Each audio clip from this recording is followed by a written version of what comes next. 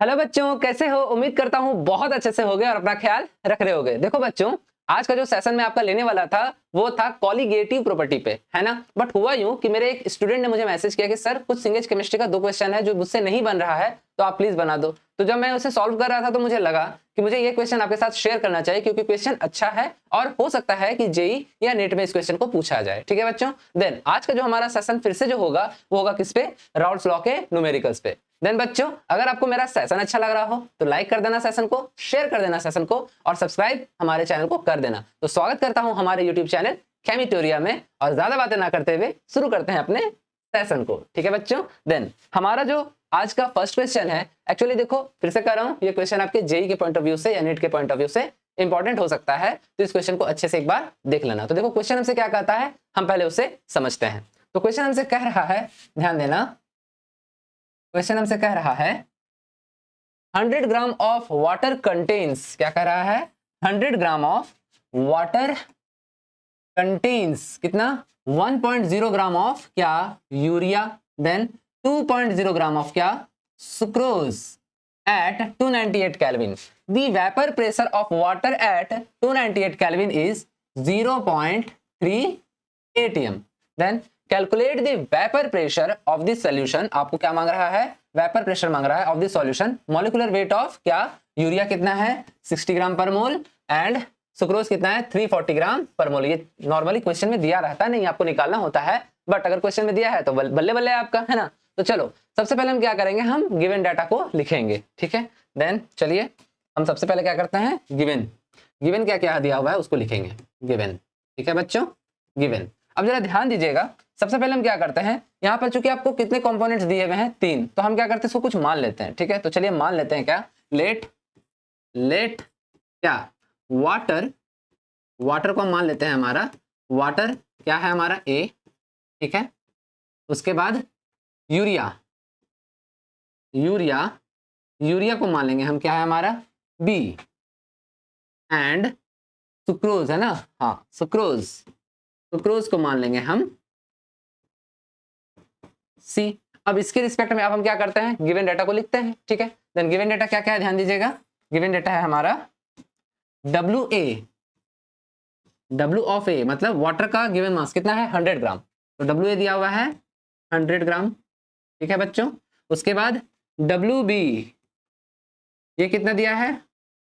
1 ग्राम। उसके बाद बच्चों सुक्रोज कितना दिया है, यानी कि WC ये कितना दिया हुआ है? ये दिया हुआ आपका 2 ग्राम। चलिए यहां तक तो कोई दिक्कत नहीं है बच्चों, नहीं है। देन अब हम क्या कर सकते हैं, ध्यान दीजिएगा, जब हमको गिवन मास मिल चुका है, ठीक है, तो मोलर मास के रिस्पेक्ट में हम क्या नंबर ऑफ मोल्स नहीं निकाल सकते? निकाल सकते हैं ना, तो चलिए ये भी निकाल लेते हैं। देन नंबर ऑफ मोल्स निकालते हैं। देन Na, ध्यान दीजिएगा, Na number of moles of A निकालते हैं। देन Na कितना होगा, गिवन मास कितना है? 100 gram divided by molar mass कितना होगा वाटर का, आपको पता है H2O। देखिए हम यहाँ बगल में सबका मोलर मास लिख देते हैं ताकि आप कंफ्यूज ना हो कि सर ये क्या लिख दिया। देखिए वाटर का क्या होता है? H2O, सॉरी वाटर का क्या होता है? H2O। Then molar mass of H2O क्या होगा? मोलर मास ऑफ H2O होगा हमारा कितना? 18 ग्राम पर मोल। है कि नहीं बच्चों, कोई दिक्कत है इसमें? नहीं होना चाहिए, है ना। अब चलिए अब एक चीज और देखते हैं। देन उसके अलावा आपको बाकी का दिया हुआ है मोलर मास ऑफ यूरिया दिया हुआ है, कितना दिया हुआ है? 60 ग्राम पर मोल। ऐसा आप चाहे तो निकाल सकते हैं, NH2CONH2 ये होता है फॉर्मूला यूरिया का, तो आप निकाल सकते हैं। ठीक है, पर दिया हुआ है तो क्यों मेहनत करना, है ना। देन 60 ग्राम पर मोल। उसी तरह से मोलर मास ऑफ सुक्रोज भी दिया हुआ है। सुक्रोज कितना है? सुक्रोज कितना दिया हुआ है? 342 ग्राम पर मोल। 342 ग्राम पर मोल। यहां तक तो कोई दिक्कत नहीं। अब हम आराम से वहां पे Na, Nb और Nc यानी कि number of moles of A, number of moles of B and number of moles of C निकाल सकते हैं। देन वाटर का कितना होगा? 18 ग्राम पर मोल। ठीक है ना। देन आप ही इसको जब आप कैलकुलेट कीजिएगा तो आपको मिलेगा क्या? 55.5 मोल। क्लियर है बच्चों। देन अब हम क्या निकालते हैं? Nb निकालेंगे। Then Nb is equal to हो जाएगा, Nb कितना है आपका? 1 है, मतलब गिवन मास कितना है 1 ग्राम, तो 1 डिवाइडेड बाय कितना है यहाँ पे 60, तो लिखिए 60। जब आप इसका कैलकुलेशन करोगे तो आपको मिलेगा 0.016 मोल। तो आपको एनबी क्या मिल गया 0.016 मोल। उसी तरह से आप नंबर ऑफ मोल्स ऑफ सी भी निकाल लेंगे तो कितना होगा 2 डिवाइडेड बाय कितना है 342। तो जब आप इसका कैलकुलेशन करोगे तो आपको मिलेगा 0.006, ये आगे बढ़ता चला जाएगा। ठीक है, देन ये क्या हो गया मोल।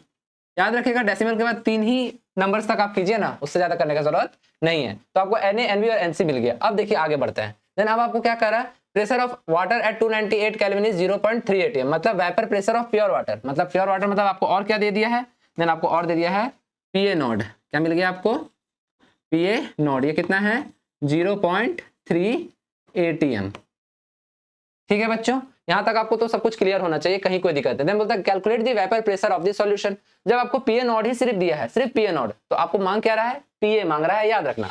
Then Pa is equal to क्या होगा, Pa इज इक्वल टू क्या होगा बच्चों, then Pa is equal to होगा Pa इज इक्वल टू होता है Pa नॉट इंटू क्या XA, होता है कि नहीं बच्चों। देन उसके रिस्पेक्ट में आपके पास क्या नहीं है, आपके पास नहीं है XA। अगर आपको XA मिल गया तो Pa नॉट दिया है तो Pa निकालना आसान हो जाएगा। तो एक काम करते हैं हम लोग XA निकाल लेते हैं। तो XA के लिए क्या करना होगा बच्चों, XA के लिए क्या करना होगा, XA के लिए फॉर्मूला क्या होगा, XA is equal to Na by Na plus Nb plus Nc।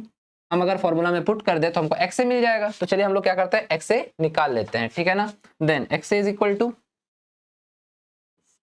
XA is equal to Na कितना है 55.5 divided by Na 55.5 plus Nb कितना है 0.016, उसके बाद Nc कितना है 0.006, ये आपको मिल गया है क्या XA। जब आप इसका कैलकुलेशन करोगे ना, इन तीनों को जोड़ोगे और फिर पूरा कैलकुलेशन करोगे तो आपको मिलेगा 0.99, ये आपको क्या मिल गया XA मिल गया। मतलब XA का वैल्यू कितना आया 0.99। यहां तक तो कोई दिक्कत नहीं है, अब हम आराम से यहाँ पुट करके बना सकते हैं। तो चलिए अब हम यहाँ बना लेते हैं, ठीक है। देन यहाँ क्या आ जाएगा, ध्यान दीजिए Pa is equal to Pa not कितना है, Pa नॉट है आपका 0.3, तो लिखिए 0.3 मल्टीप्लाई बाय क्या हो जाएगा 0.99। देन आपको आंसर कितना आएगा Pa इज इक्वल टू, जब आप दोनों का कैलकुलेशन करोगे मतलब मल्टीप्लाई कर दो, मल्टीप्लाई करने के बाद आपको मिलेगा 0.297, और यही आपका क्या आ गया, और यही आपका आ गया आंसर। ठीक है बच्चों, देन आपको क्लियर हो गया, सबको समझ में आ गया है, कोई दिक्कत नहीं है। जल्दी से स्क्रीनशॉट लेंगे ताकि आगे चल सकें, ले लीजिए।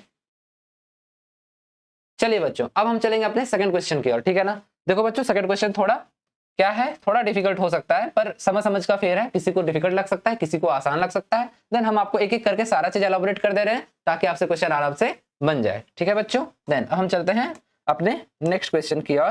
तो चलो बच्चों हम लोग इस क्वेश्चन को सॉल्व करेंगे। पहले हम लोग क्या करेंगे, समझेंगे कि क्वेश्चन हमसे क्या कह रहा है और क्या पूछ रहा है। तो चलिए सबसे पहले क्या करते हैं, देखते हैं क्या, a certain ideal solution of क्या two liquids A and B has mole fraction of क्या 0.3 एंड 0.5। आपको मोल फ्रैक्शन दिया है for the vapour phase and liquid phase respectively, मतलब आपको यहाँ पे 0.3 और 0.5 वेपर फेस और लिक्विड फेस का दिया है, ठीक है ना। देन ये जो 0.3 है ये किसका है, ये वेपर फेस का है, और ये जो 0.5 है ये किसका है, ये लिक्विड फेस का है, दिमाग में रखना है। Then what would be the mole fraction of B in the vapor phase when the mole fraction of A in the liquid is 0.25। देखिए यहाँ पर आपको रिलेशन पूछ रहा है किसके किसके बीच में, फिर से वही हमारा वेपर फेस और लिक्विड फेस के बीच में। अब रिलेशन निकालने के लिए हमको क्या करना होगा, इसका रिलेशन को बैठाना पड़ेगा, मतलब पुट करना पड़ेगा। अब ध्यान दीजिए हम लोग क्या करेंगे, हम लोग अपने गिवन डाटा से शुरू करेंगे। देन गिवन डाटा हमारा क्या है, गिवन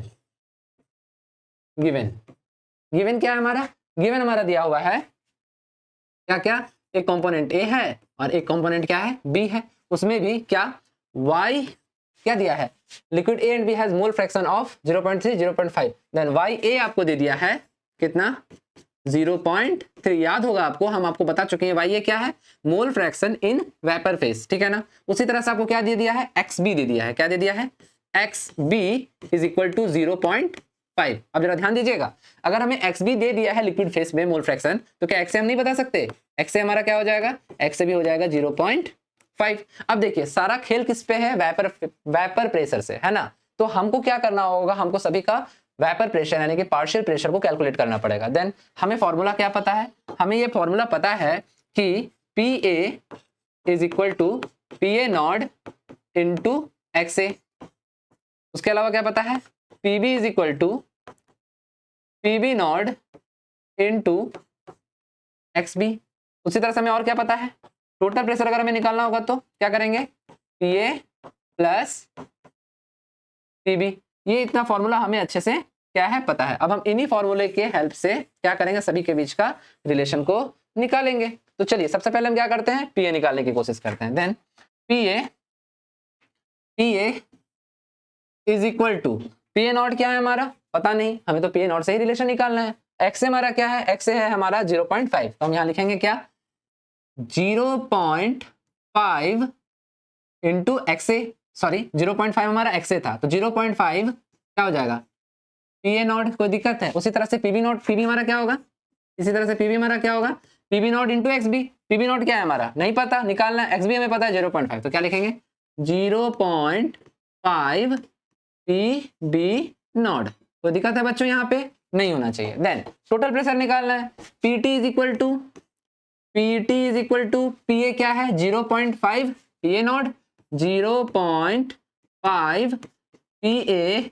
नॉट प्लस क्या है 0.5 पी बी नॉट। अब हम लोग क्या करते हैं 0.5 को कॉमन ले लेते हैं, तो क्या हो जाएगा total pressure P T is equal to 0.5 P A not plus क्या हो जाएगा पी बी नॉट। यहां तक तो कोई दिक्कत नहीं होना चाहिए, टोटल प्रेशर हमें मिल चुका है। देन अब हमें क्या करना है, देन अब समझो, अब हमको रिलेशन निकालना है ना, किसके किसके बीच में, वेपर फेज और लिक्विड फेज के बीच के मोल फ्रैक्शन के बीच में। देन हमें क्या पता है, हमें पता है वाई ए, मेरे प्यारे बच्चों हमें पता है वाई ए का फॉर्मूला क्या होता है, Y A is equal to P A by P T. देखो सारा खेल तो फॉर्मूला का है, फॉर्मूला याद है तो क्वेश्चन बनेगा, फॉर्मूला नहीं याद है तो क्वेश्चन नहीं बनेगा। देन हमारा y is equal to P A by P T, तो देन हम इसको फिर से क्या करेंगे पुट करेंगे, y a के जगह पे क्या पुट करेंगे, देखिए यहाँ पे y a में आपको 0.3 दिया हुआ है। देन क्या लिखेंगे यहाँ पे 0.3 is equal to P A कितना दिया हुआ है,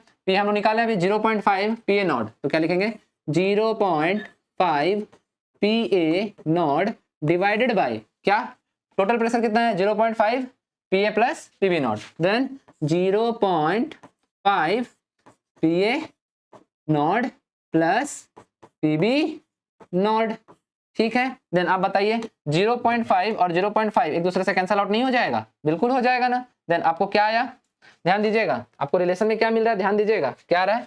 चलिए अब इसको हम यहाँ से लिखते हैं, ठीक है। ये पॉइंट यहाँ स्टार्ट कर रहे हैं, देखिए हैज मार रहे हैं हम यहाँ पे, ठीक है ना, मतलब यहाँ पे सॉरी यहाँ हम हैज मार रहे हैं, वहां से स्टार्ट करेंगे, ठीक है। यहाँ से स्टार्ट कर रहे हैं हैज, यहाँ से घबराइएगा नहीं आप लोग, ठीक है। यहाँ तक तो कोई दिक्कत नहीं है। तो हमको क्या मिला, हमें मिला यहाँ पे 0.3 is equal to P A not divided by P A not plus P B not, हाँ या ना बच्चों।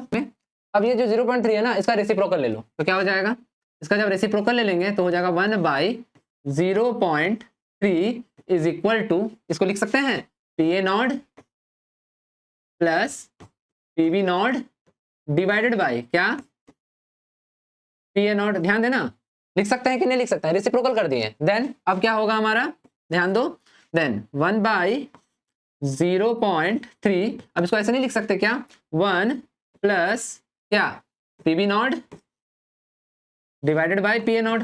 अगर हम देखिए एलसीएम ले लेंगे तो हमको फिर से यही मिल जाएगा, तो ये तो हम लिख ही सकते हैं, इसमें तो कहीं कोई दिक्कत नहीं होना चाहिए। चलो अब ध्यान दो, देन अब हम क्या करेंगे, अब हम ये 1 को इधर लेके आएंगे, ठीक है। और साथ ही साथ क्या करेंगे, जो पॉइंट है अगर इस पॉइंट को हम हटा दें तो क्या यहाँ 0 नहीं लग जाएगा, लग जाएगा ना। तो हम यहाँ लिख सकते हैं क्या, ध्यान देना, क्या लिख सकते हैं, पीबी नॉट डिवाइडेड बाय क्या, पीए नॉट। ठीक है, देखो यहाँ नॉट छूट गया था, PA naught, PB not by PA not is equal to क्या हो जाएगा, 10/3 माइनस 1। कोई दिक्कत है, देन इसी को इक्वल टू करते हैं, यहाँ पे इक्वल टू करके करेंगे तो ये 3 यहाँ से एलसीएम लग जाएगा, देन क्या हो जाएगा 10 minus 3 divided by 3 is equal to 7/3। कोई दिक्कत है, नहीं है ना। देन क्या आया आपका, आया आपका PB not by PA not is equal to 7/3। अब जरा ध्यान देना बच्चों, अब फिर से हम इसको क्या करेंगे, उलट देंगे, फिर से इसका रेसिप्रोकल लेंगे। देन इसका रेसिप्रोकल लेने के बाद हमको क्या मिलेगा, ध्यान दो। अब देखो हम दूसरा पेन से लिख रहे हैं ताकि दिक्कत ना हो, ठीक है। देन इसका रेसिप्रोकल लिए तो ये हो गया PA naught divided by PB naught is equal to कितना हो जाएगा, 3/7। हाँ या ना बच्चों, हो जाएगा कि नहीं हो जाएगा। Then PA not is equal to क्या आ जाएगा, PA not is equal to क्या, 3/7 पीबी नॉट। आएगा कि नहीं आएगा बच्चों। देन इसको हमको क्या करना है, इसको हमको दिमाग में रखना है, ठीक है। अब एक काम करो, जल्दी से क्या करो, स्क्रीनशॉट ले लो ताकि हम आगे बढ़ सकें। ले लो, ले लिया। अब चलो हम थोड़ा सा यहाँ क्या कर रहे हैं, थोड़ा यहाँ मिटा रहे हैं, ठीक है। देन ध्यान देना, इधर हम पूरा मिटा दे रहे हैं, ठीक है, ताकि आपको दिक्कत ना हो। अच्छे से समझ रहे हो ना, बिना समझे आगे मत बढ़ना, ठीक है, समझ लो उसके बाद ही आगे बढ़ना। देन ध्यान दो, अब चलो ध्यान दो, इसको भी मिटा ही देते हैं, क्या है के लिए रखना है, इतना तो हम लोग जानते ही हैं अच्छे से, है ना। अब ध्यान दो, अब हमें क्या है, हमें क्या पता चल गया, अब हम यहाँ लिख देते हैं एक बार और, ताकि क्या हो जाए, ताकि हमको दिक्कत ना हो, उधर मिटा दें। P A not is equal to क्या आया, 3/7 पीबी नॉट। यहाँ तक तो कोई दिक्कत नहीं है, यहाँ तक तो कोई इशू नहीं होना चाहिए। चलिए ठीक है, देन अब हम इसको क्या कर रहे हैं, अब हम इसको भी मिटा दे रहे हैं, ठीक है। अब ध्यान दो, देन अब क्या करना है हमें, अब हमको क्या कर रहा है, अगर अब हमसे पूछ रहा है क्वेश्चन में क्या, कि अगर हमारा लिक्विड फेस का मोल फ्रैक्शन 0.25 हो तो हमारा मोल फ्रैक्शन ऑफ बी किसमें, वेपर फेस में क्या होगा, ठीक है ना। देन अब हम लोग क्या करते हैं, उसी को निकालने की कोशिश करते हैं। तो हमसे क्या कह रहा है, हमसे कह रहा है कि एक्स ए यहाँ पर क्या है, ध्यान दीजिएगा, एक्स ए हमारा क्या है, एक्स ए, हमसे कहा एक्स ए हमारा क्या है 0.25 हमारा एक्स ए है। देन अगर हमको एक्स ए बोल दिया है तो क्या हम एक्स भी नहीं निकाल सकते, निकाल सकते हैं ना बच्चों। वो क्या हो जाएगा, वो हो जाएगा हमारा 1 माइनस 0.25, तो इसको क्या लिखेंगे 0.75। हाँ या ना बच्चों, बिल्कुल लिख सकते हैं। देन अब देखो एक्स ए एक्स भी मिल गया है, हम फिर से कहते हैं काम किस पे हो रहा है, पार्शियल प्रेशर पे। तो पार्शियल प्रेशर पर अगर काम हो रहा है तो हमको पार्शियल प्रेशर के रिस्पेक्ट में रिलेशन निकालना पड़ेगा। देन अपने को क्या करना होगा, फिर से हमें निकालना होगा पी ए। तो चलो निकालते हैं, P A is equal to क्या होगा, P A naught into X A. ये तो फॉर्मूला इतना बार हो गया कि याद हो गया होगा। Then P A is equal to, P A not क्या आया हमारा 3/7 पीबी नॉट, क्या लिखेंगे 3/7 PB not into X A कितना है हमारा 0.25।